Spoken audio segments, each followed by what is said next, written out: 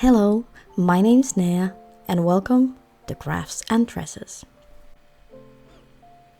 And today I'll be showing you few easy ways to customize your own Sylvanian Families outfits.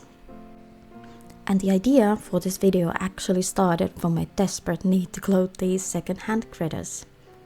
And thankfully I actually already have some clothes, but most of these are either broken or somehow just, well, not pretty.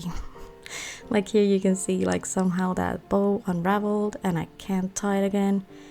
Here we are missing some straps, and yeah, you can see that someone cut them off. Actually, I can't remember if it was me.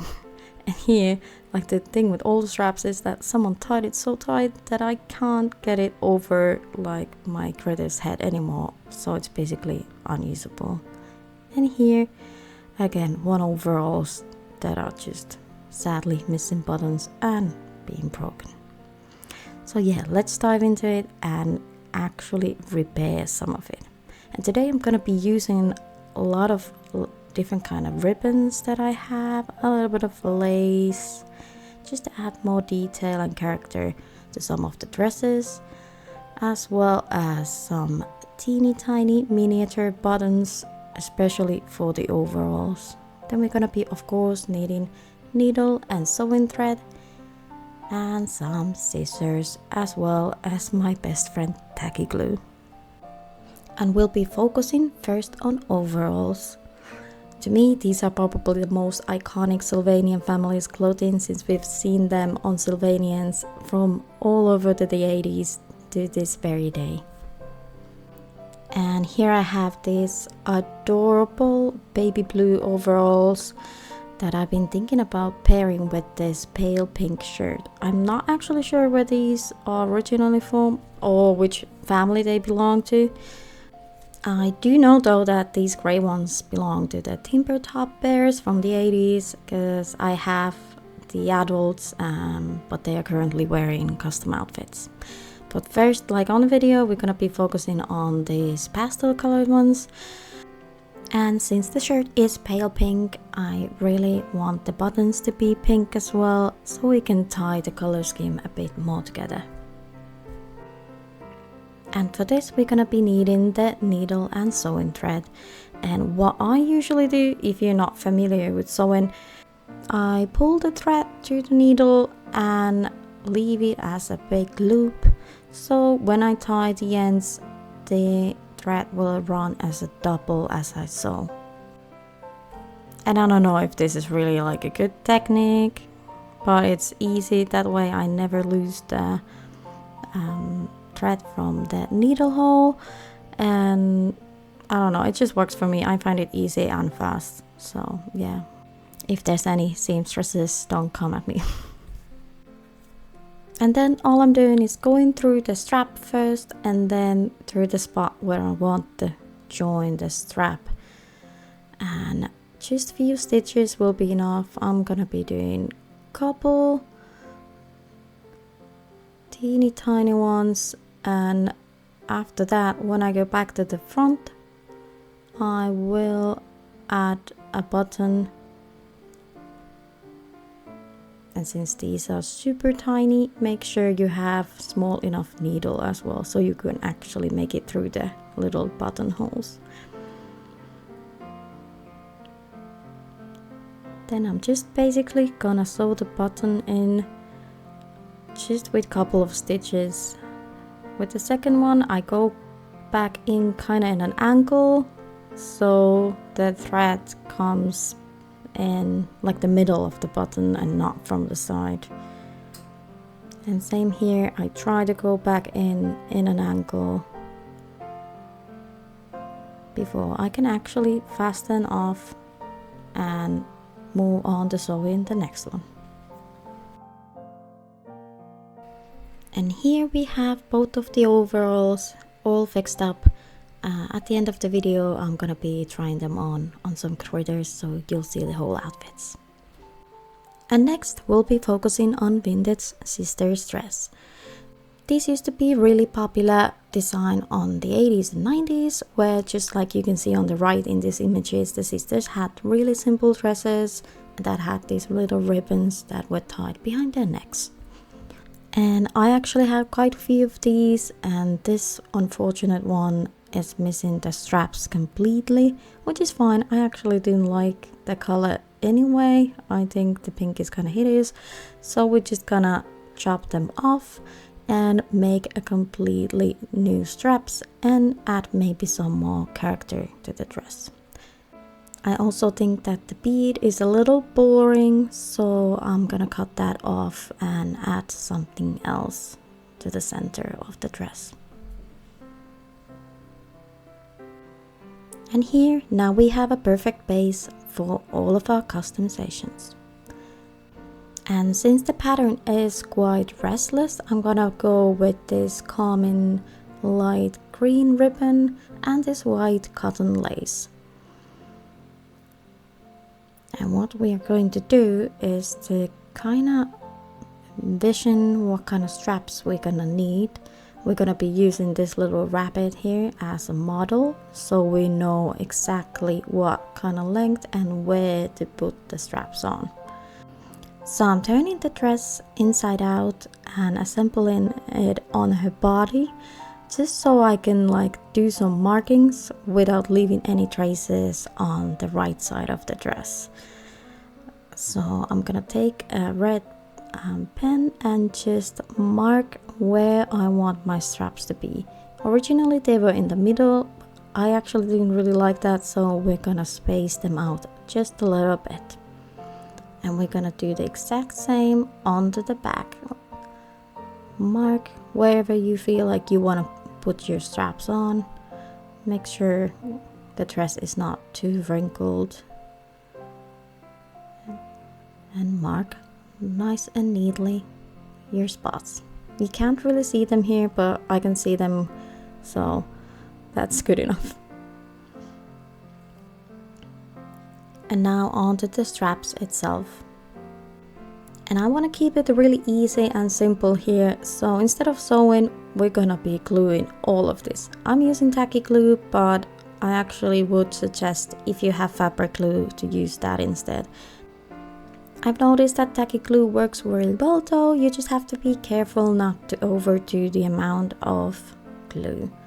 So just lightly tap it there on your lace, and then take the ribbon and place it on top, just so you get this kind of like lace edge, and the ribbon itself is gonna be kind of like the fabric part of the strap. After I'm happy with how that looks, I'm just gonna leave it to the side to dry up. And while I'm waiting, I'm gonna continue working on other parts of the dress. And since we cut off that bead, I actually wanna replace that spot with a little cute ribbon. So I'm gonna be making that first. And as you can see, it's easier to start with a bigger ribbon and then just kind of like tighten it and like make it smaller as you go, instead of like trying to make super tiny one, because like that's actually really hard, and I can already tell myself I tried it and I'm not good at it. There I'm just cutting off the ends to the length that I want, and then moving on to the rim of the dress. Here I want to just add a little bit more detail by adding some of the same lace I used for the straps. And again, yes, we're just gonna glue it in, because why not? Who wants to sew if you can avoid it?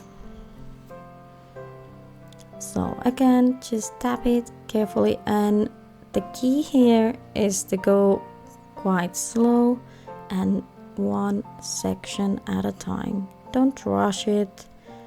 Don't try and glue the whole rim at once. It's not gonna happen, I can tell you. Key is to just tap it down carefully and make sure it's not going like too far out or too far in to the edge, because you don't want it to get too long nor like too non-visible from the right side of the garment.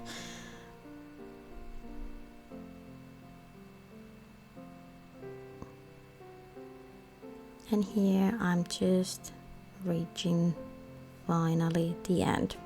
And as you can see, I actually left a little overlap to the beginning, just so it's easier to assemble. And if the ribbon or the lace moves at all when I'm assembling it, it's like not that big of a deal, because like you see, it was easy to just cut off the excess at the end. And here I'm just checking if the lace is glued in evenly and if I actually like what it looks like right now. After it has all dried out, it's time to move on. And what I'm first gonna do is to try on the dress right way this time and kind of test out how long does the strap need to be. So I'm gonna not close the dress fully. You can if you want, I didn't, but I'm just gonna eyeball what kind of length would fit this critter the best. And maybe always better to leave a little bit excess.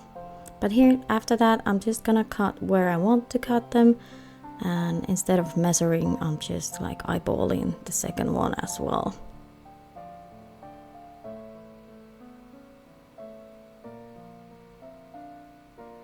Then we're turning the dress inside out again and looking for the markings that we made earlier. We're gonna take our glue and go in to the little spots, dab a little bit of glue, and at this point make sure you glue your straps the right way on. So I'm putting the other one facing the lace like to the shoulder, and then the same with the other one, I'm turning it the right way so the laces are from both sides actually pointing to the shoulders.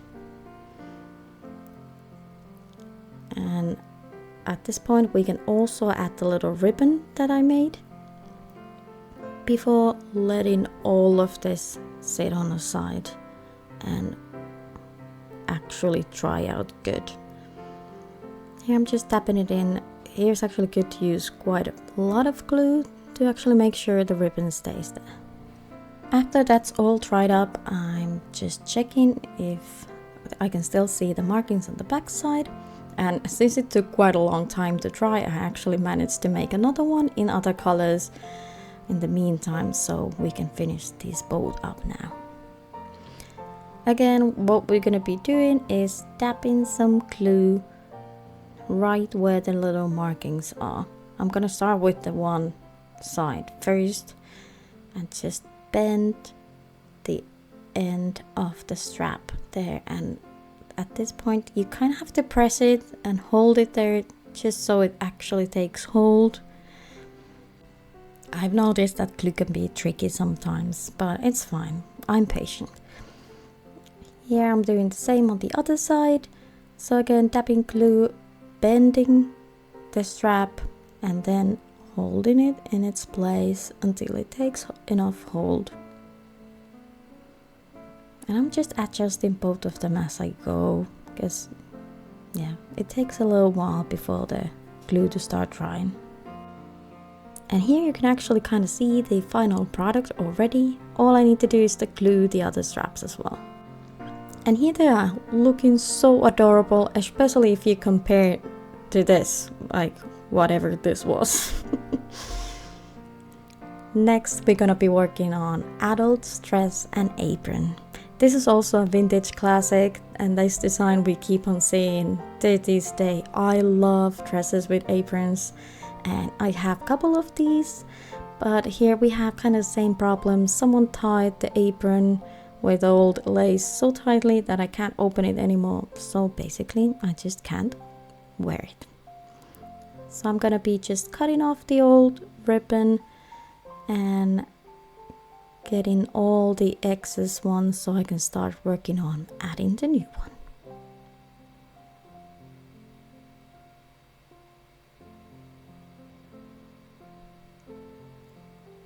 What I'm gonna be using is just plain white ribbon, and this is gonna be again super easy. We're gonna avoid sewing as much as we can. We need to leave quite a few X's to make a nice big bow on the back, so I'm just gonna make sure I don't glue it too close to the end of the ribbon. But same technique as before, tapping the glue a little bit onto the fabric and now just pressing it to the ribbon.